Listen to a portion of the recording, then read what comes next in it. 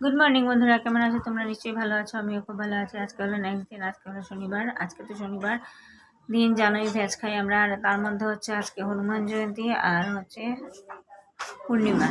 তো আজকের দিনে তো একটু বিশেষভাবেই পালন করতে লাগে। সন্ধ্যার পরে যাব হনুমান মন্দিরে পুজো দিতে। এখন খাচ্ছি রুটি, আর উপাস করিনি,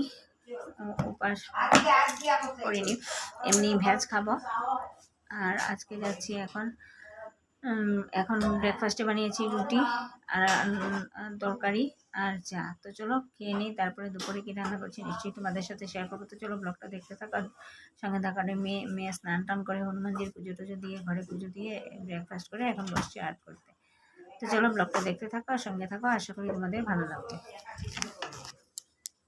শনিবারও জানি আমাদের ভেজ খাই। তো আজকে রান্না করছি সিম্পল একদম চাল কুমড়ার চচ্চড়ি আর করবো ছোটো আলু দম। আর এখানে চাল কুমড়ার বুকগুলাকে কেটে নিয়েছি, ওইগুলো দিয়ে করবো বানাবো নাড়া। এই হচ্ছে আজকে লাঞ্চ মেনু। আর ডিনারে কী রান্না করবো এখনো ঠিক করিনি। তো চলো ব্লগটা দেখতে থাকো আর সঙ্গে থাকো। আমি দোকানে দিয়ে দেবো না, যা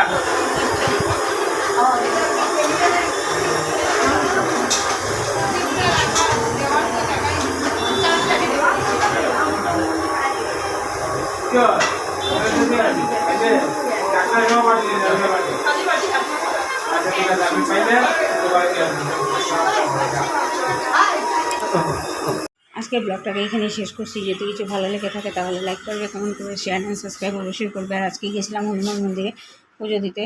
তো এত ভিড় ছিল, তার মধ্যে একটু পূজার একটু জায়গা তোমাদের সাথে শেয়ার করলাম। যদি ভালো লেগে থাকে তাহলে লাইক করে দেবে, কমেন্ট করবে অ্যান্ড শেয়ার অ্যান্ড সাবস্ক্রাইব অবশ্যই করবে। অনেক ইউজাররা আছে দেখো, কিন্তু চ্যানেলটাকে সাবস্ক্রাইব করো না। প্লিজ চ্যানেলটাকে আমার সাবস্ক্রাইব করে দিও। তোমাদের ভালোবাসা পেলে আমার চ্যানেলটা একটু গ্রো করবে। তো tata, bye bye, take care and good night.